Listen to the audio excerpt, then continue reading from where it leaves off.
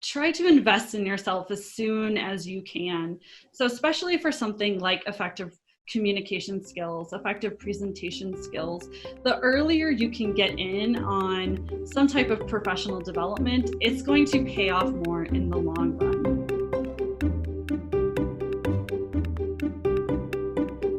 Welcome to the Personal Finance for PhDs podcast, a higher education in personal finance. I'm your host, Dr. Emily Roberts.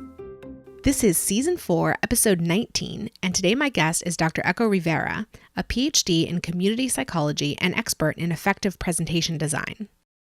During graduate school, Echo began teaching herself effective presentation design to help her move past her own anxiety around public speaking.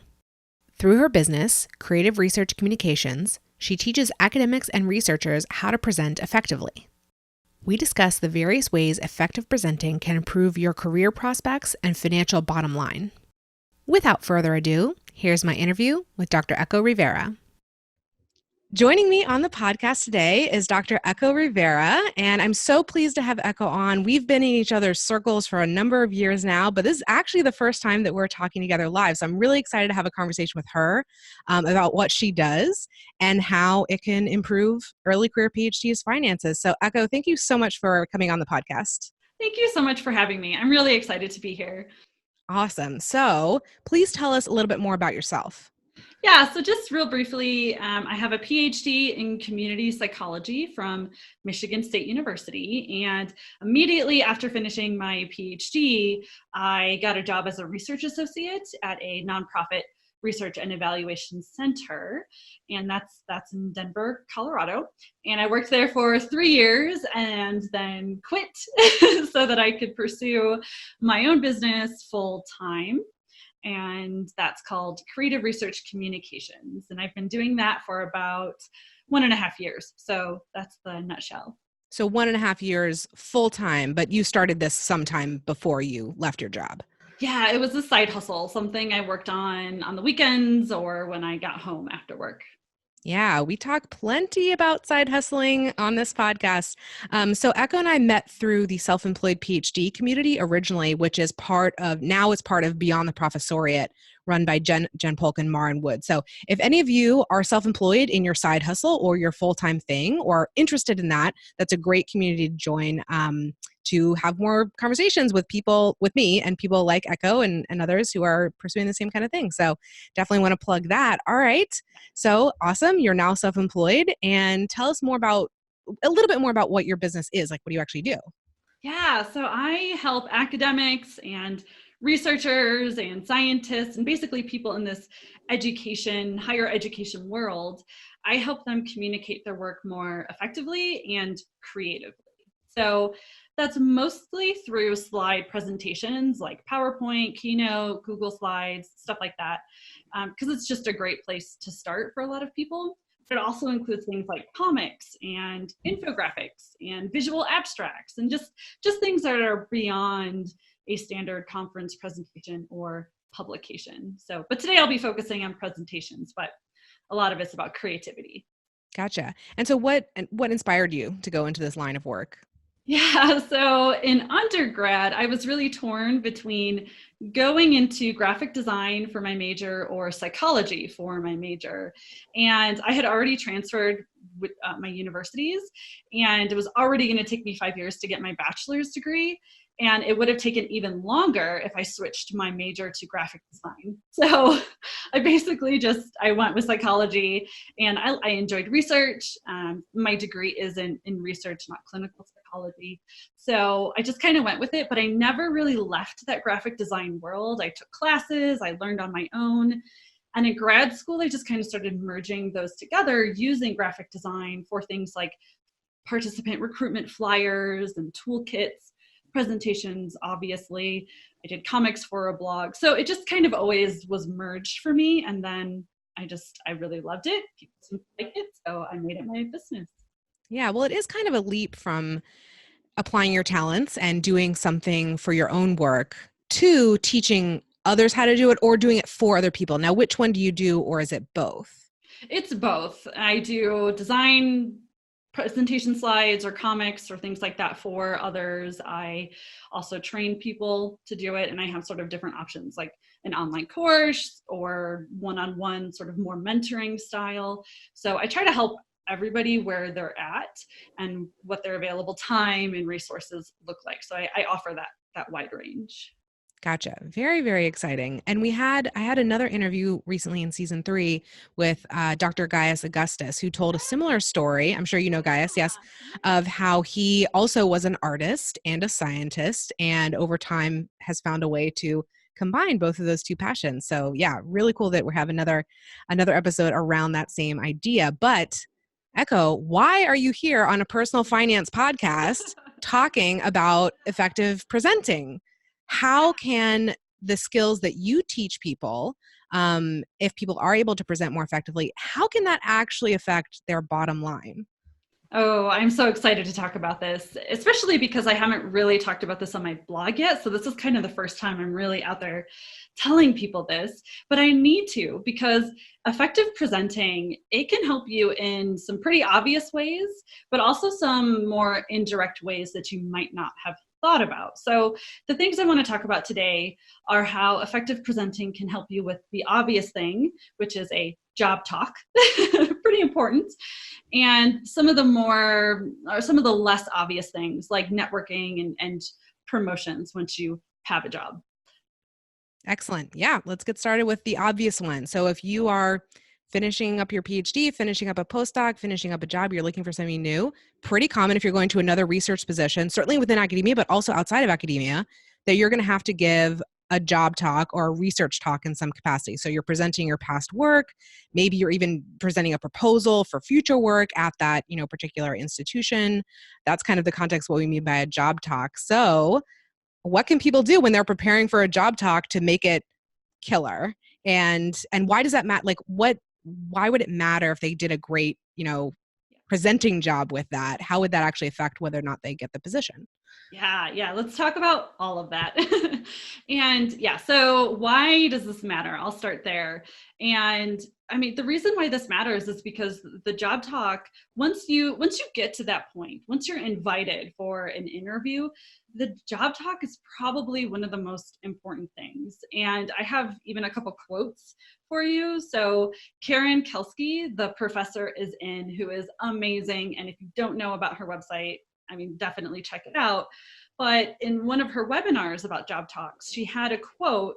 This is sort of like a loose quote, but she said, "You cannot bomb the job talk and still get the job." I mean, she just came right out. She just said it. Like, you're not going to get an offer if you bomb the job talk. That's how important it is. And even Rick Race, I might be saying his name wrong, from Stanford, he's called Tomorrow's Professor. He said the job talk is, quote, perhaps the single most important thing you'll do during an academic interview. So, that's a lot of pressure. I mean, a lot rides on this job talk. And, I just want to jump in there because it's a little bit like almost like counterintuitive to think that it would matter that much, right? If you can't do this one thing, you are disqualified from this new position because maybe giving presentations is not going to be a huge part of that actual job. Maybe doing the research is what it is, or maybe it's teaching, which is a little bit different from, a presentation kind of scenario. The one-on-one interviewing that you do as the course, of the interview visit, all that stuff matters as well. And maybe like, why is the job talk so important in particular? I mean, we're not asking why, we're just saying it is really, really important. It's a little bit counterintuitive because maybe you're not thinking that that's a huge part of what you do. I mean, what percentage of your time do you actually spend presenting as like a researcher or an academic? It's pretty small, yet a lot rides on those singular moments, right? yeah, absolutely. And I think part of it is, I don't know how it was, 10, 15 years ago, but we all know how much more competitive the job market is now. It's an ultra competitive situation, and it is one way where you can set yourself apart from other people who are also there or doing a job talk. So that is sort of one one reason I think it's so important. But yeah, I'm sure it's a complex combination of reasons too. But And so that was the obvious thing, right? You've got to nail the job talk, of course, and the skills that you teach are going to help, the candidate do that. But outside of the job talk scenario, what are some other ways that in other scenarios where effective presenting can really help your finances? Yeah, so networking is one of the ones that might surprise people because it is a little more indirect. So, and this is something that will help just about everyone. So I know we were just talking about, a job talk and an academic interview, which mostly applies to academic jobs. But in terms of non-academic jobs, as well as academic jobs, your network is crucial. I mean, it's crucial for getting opportunities, whether it's for publications or projects or grants or jobs. Even your network is really crucial at pretty much any stage of your career. So how do you network? I mean, there's a lot of tips out there, there's a lot of suggestions, and one way is through presentations. So how? If you think about it, conferences are actually an excellent opportunity for increasing your network, which I think a lot of people already know. I don't think that's new and surprising. What people might not think about is that if you have a visually engaging, effective presentation, one that is organized, one that is easy to follow, that people understand, that doesn't feel overwhelming, isn't just all text, isn't just bullet points, doesn't have word clouds, doesn't have all the data, it's sort of an organized narrative. People will be more likely to come up to you and talk to you after your presentation, and you're going to stand out more. And if you think about it, one hard part about networking is just making that introduction. When you're trying, you want to meet someone new, but you're nervous, you don't know how to break the ice, you don't know what to say. If you have an excellent presentation, you've given that to people. People can now come up to you and they know what they want to say. Your presentation was great. Your slides were great. I loved your presentation. And it breaks the ice, and people have already connected with you because your presentation was great. So it sort of like speeds all that up along and encourages ways to build your network. And I think I totally agree with you. Obviously, as someone who presents as part of my living, I agree with you that it's a wonderful way to start networking. Another thing, a little bit to take a step back from like maybe an individual presentation that you give, if you as a researcher, as a PhD, increase your confidence around presenting because you know that the visual, you've learned how to create effective visuals, how, you've done some practicing in your actual like delivery of presentation. I mean, wouldn't you be more likely to put your name in for more, to do this sort of thing more and more and more if you build up your skills and you feel confident? I mean, it's kind of a stereotype, but like public speaking is like people's number one fear, right? It's like the worst, most intimidating thing you would possibly do. Many people think that. So instead of shrinking back from those opportunities, if you have confidence around that, especially if you've been trained in some capacity, then you can again put yourself out there, put yourself forward, and be increasing your network because you're just having more and more of those opportunities where maybe you wouldn't if you weren't feeling so confident about it.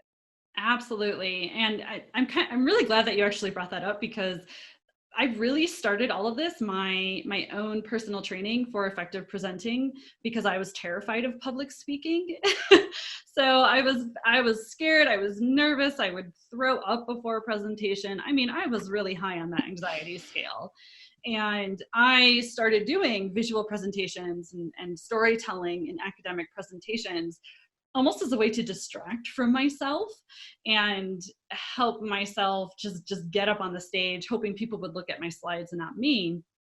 And then just over time, people would compliment me and I would be surprised and not believe them at first, but then it did. It over time, it really did build up my confidence. And now I love it. Now I love public speaking and giving presentations because I know people are going to engage with it. It's going to resonate with them. They're going to be able to understand it, and it goes really well. Yeah. And this ties into the job talk part of it as well. If you're feeling confident about giving that job talk, you're going to come off that much better in the interview. Something I've also seen, and this is sort of regarding networking as well. So in the past few years since I've been giving presentations at universities, I see people pull out their phones or their iPads and take photos of my screen. And that is, I'm assuming it's usually for their own like future reference or something like that. But if you, and I'm not saying I do, but if one has really beautiful visuals up on that screen, that's a sharing opportunity in terms of social media. I mean, we've all seen like, if you follow like a conference on Twitter, people are posting, images of like slides from presentations and so forth. And so if you have a particularly beautiful, engaging, clear, as you were saying earlier, slide, hey, that's something that could even expand that network beyond the people in the room, right? Ah, that's such a great idea. Yeah, that is so true. I see people sharing slides from conferences they're at all the time on Twitter, and the ones that get a lot of engagement and excitement are definitely the ones I would say are more well designed compared to the ones that are all text, small text, bullet points, that kind of thing. Yeah, the text ones might be getting some photos in the room because they're like, I can't read all of this and the amount of time it's going to be up. I need this for future reference. But the shareable ones are definitely going to be the more beautiful and clear ones. Exactly. Emily here for a brief interlude. As a listener of this podcast, every week you hear strategies that another PhD has used to improve their financial picture. But listening and learning does not automatically translate into action in your own financial life. If you are ready to change how you think about and handle your money, but need some help getting started, I can be of service. There are two main ways you can work with me to create and implement a financial plan tailored for you. First, I offer one-on-one financial coaching, either as a single session or a series as you make changes over the long term. You can find out more at pfforphds.com/coaching. Second, I offer a group program called the Wealthy PhD that is part coaching, part course, and part community. You can find out more and join the waitlist for the next time I open the program at pfforphds.com/wealthyphd. I believe it's possible to succeed with your finances at every stage of PhD training and throughout your career. Let's figure out together how to make that happen for you. Now back to the interview. Okay, so what was the third way that effective presenting can affect one's bottom line? So the other way was promotions. So whether, again, and this works for academic contexts, but also non-academic contexts. But a lot of people think that, okay, so presentations are great for a job talk. It helps me get the job. But once I have it, now it's time to worry about tenure. And that is all about publications. And that's not a good time to learn how to present effectively. And yes, publications are important. I'm not trying to diminish that at all.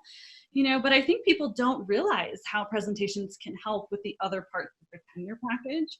So for example, I just had a student in one of my online courses. She's an assistant professor. She just did her third year review letter, which she called, like a mini tenure package. And, she wrote in there in her section about teaching effectiveness. She talked about the professional development that she took, how it helped her teach her undergrads, and how, she used evidence-based principles that she learned in my course for learning and memory and that kind of thing. And she had quotes from her student evaluations.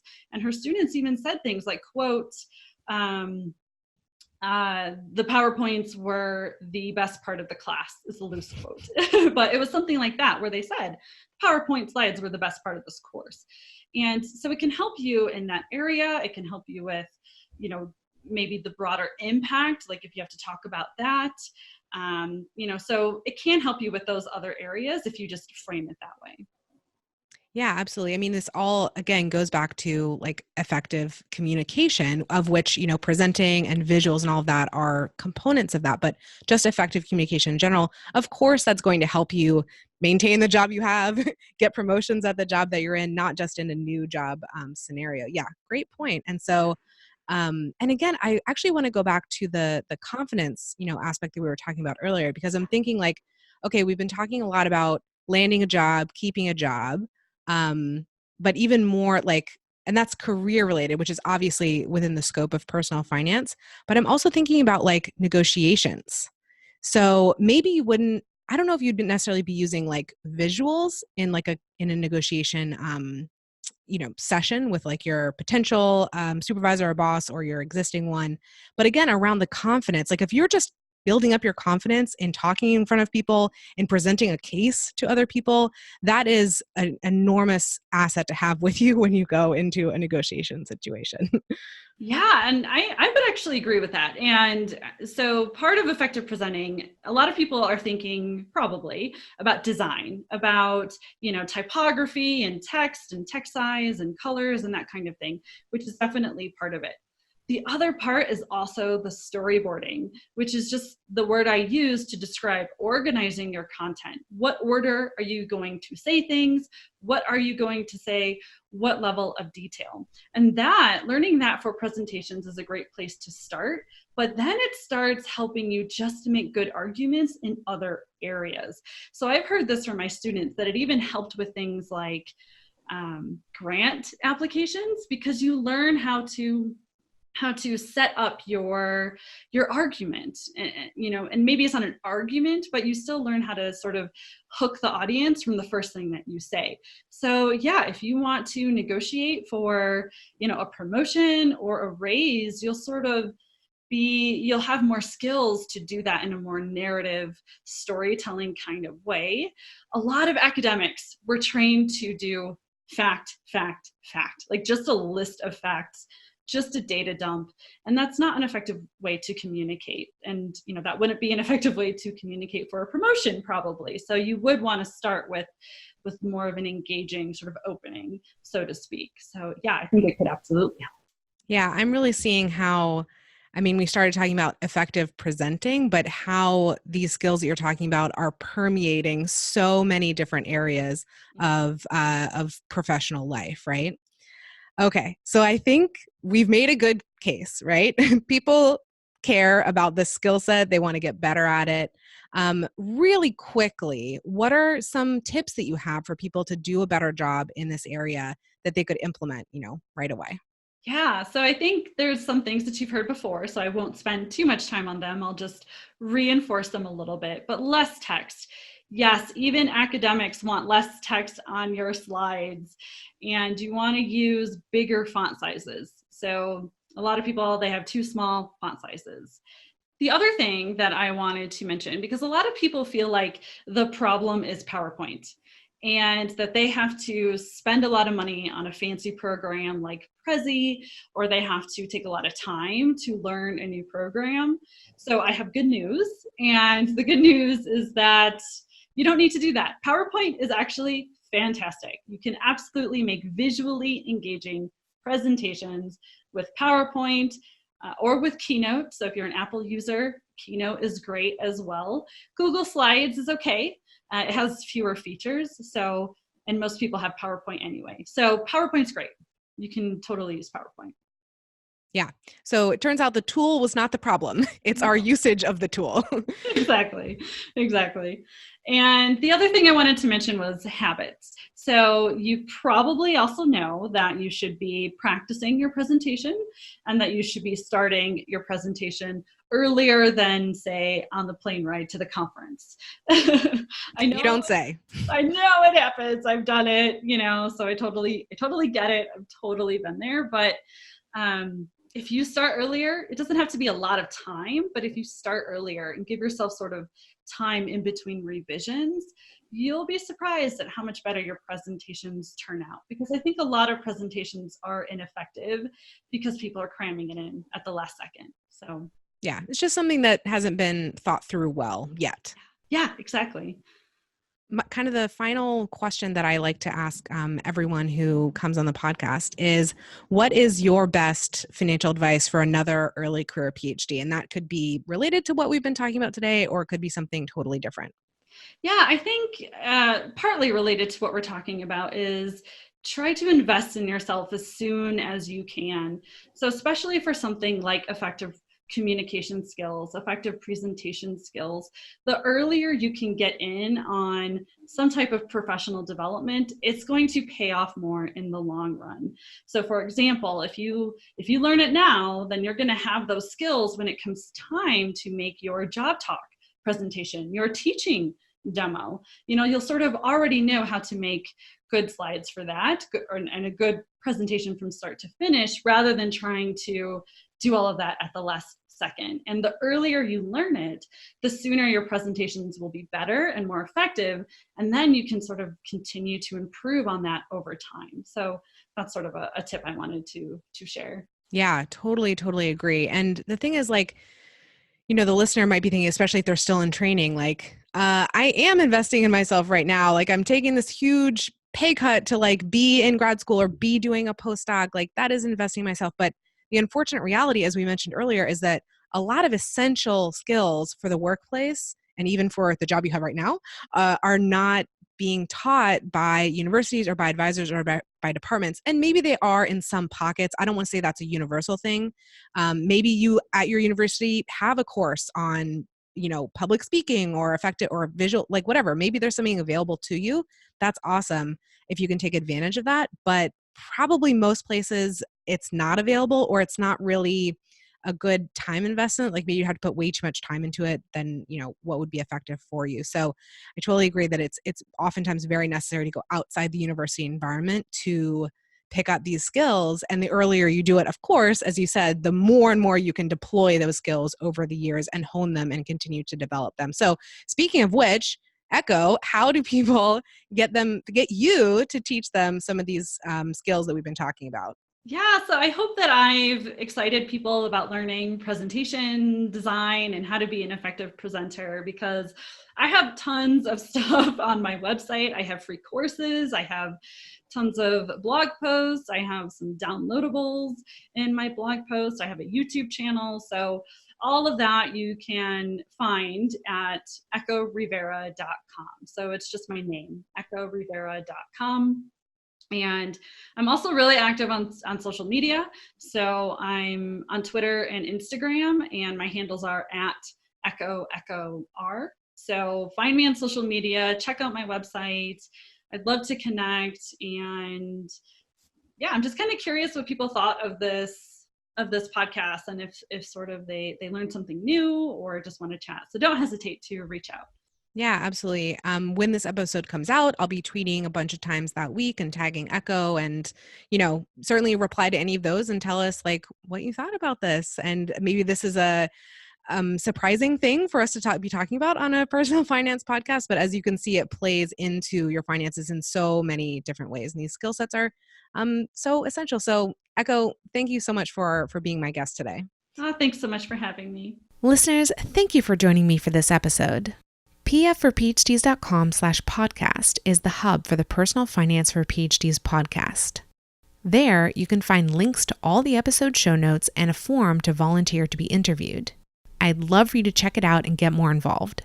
If you've been enjoying the podcast, here are 4 ways you can help it grow.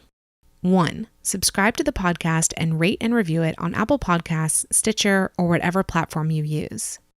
2, share an episode you found particularly valuable on social media or with your PhD peers. 3, recommend me as a speaker to your university or association. My seminars cover the personal finance topics PhDs are most interested in, like investing, debt repayment, and taxes. 4, subscribe to my mailing list at pfforphds.com/subscribe. Through that list, you'll keep up with all the new content and special opportunities for personal finance for PhDs. See you in the next episode, and remember, you don't have to have a PhD to succeed with personal finance, but it helps.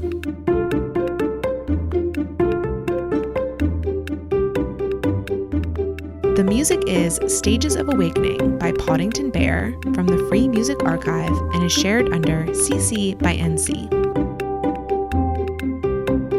Podcast editing and show notes creation by Lourdes Bobbio.